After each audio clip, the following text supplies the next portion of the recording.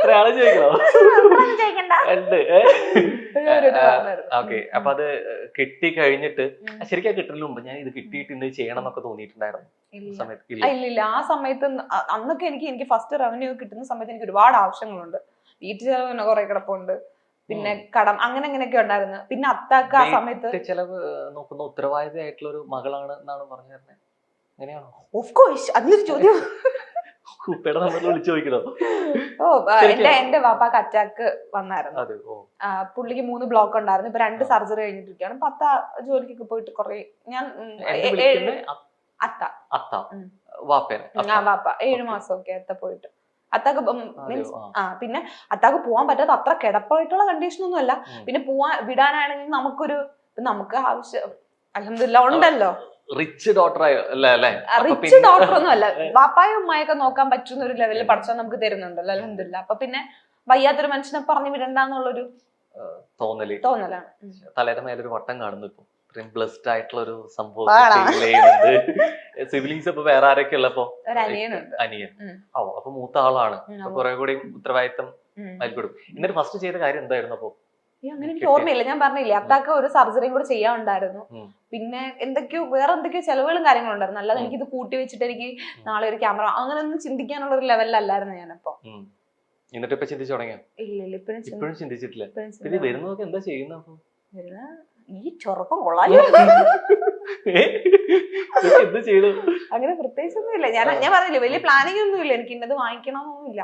നാളെ സമയത്ത് എന്തെങ്കിലും പൈസ ഇരുന്നിട്ട് എനിക്കിപ്പം ഒരു ക്യാമറ വാങ്ങിക്കണമെന്ന് തോന്നുവാണെങ്കിൽ അപ്പൊ ഞാൻ വാങ്ങിക്കും. അപ്പൊ ഇപ്പൊ ആരാ ചെയ്യുന്നത്? സെൽഫ് ആയിട്ട് തന്നെയാണോ? അത് വേറെ ക്യാമറ ആരെങ്കിലും ചെയ്യുന്നുണ്ടോ? ഫോണിൽ തന്നെയാണോ എല്ലാം എടുക്കുന്നത്? അനിയ ഹെൽപ്പ് ചെയ്യോ?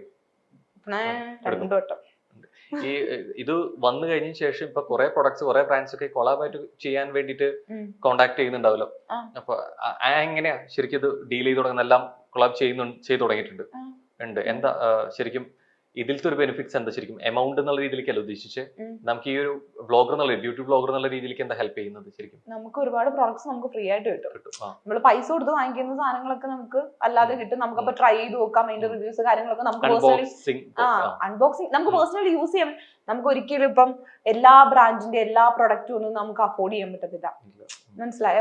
അപ്പൊ കുറച്ച് പ്രൊഡക്റ്റ് ഒക്കെ നമുക്ക് എന്ത് ചെയ്യാം, പൈസ കൊടുക്കാണ്ട് തന്നെ നമുക്ക് കിട്ടും. അപ്പൊ നമുക്ക് വാങ്ങിച്ച് യൂസ് ചെയ്ത് നോക്കാം ഏതാ നല്ലത് എന്നുള്ള രീതിയിൽ നോക്കാം. നമുക്ക് അവർക്ക് പറഞ്ഞു കൊടുക്കാം. അവർക്ക് പറഞ്ഞു കൊടുക്കുമ്പോൾ തന്നെ നമുക്ക് ഒരു സന്തോഷമാണ്. നമുക്കറിയാവുന്ന കാര്യങ്ങളാണല്ലോ. ഇപ്പൊ സോയുടെ ഇപ്പൊ ഓരോ പ്രൊഡക്ട്സിനെ കുറിച്ച് പറയുമ്പോഴാണെന്നുണ്ടെങ്കിലും പലപ്പോഴും പറയുന്ന ഒരു കാര്യമുണ്ട്, ഇതൊക്കെ ഇപ്പോഴല്ലേ ശീലായ, അല്ലെങ്കിൽ പണ്ട് ഇതൊന്നും പണ്ടത്തെ ആൾക്കാരൊന്നും ഉപയോഗിച്ചിരുന്നില്ലല്ലോ. ഇപ്പൊ അവരുടെ സ്കിന്നാണെങ്കിലും അവരിതിനാണ് ഒരു ബുദ്ധിമുട്ടില്ലല്ലോ എന്നുള്ള സാധനം വരുന്നുണ്ട്. ഇതേ ചോദ്യം കുറെ ജാസ്മിന് വന്നിട്ടുണ്ടാവും തോന്നുന്നു. ഉണ്ട്.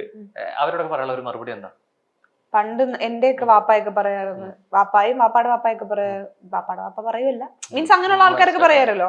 എന്ത് നമ്മള് പണ്ട് സ്കൂളിൽ പോകുന്നത് നടന്നായിരുന്നു, ചെരുപ്പില്ലായിരുന്നു, എന്തുവാ ഒരു നിക്കർ മാത്രം ഇട്ട്. ഇപ്പൊ പോവോ? നിക്കറിട്ട് പോവോ? നിക്കറിട്ട് ചെരുപ്പിടാണ്ട് ഇത്രയും കിലോമീറ്റർ നടന്ന് പണ്ടത്തെ പോലെ പോവോ?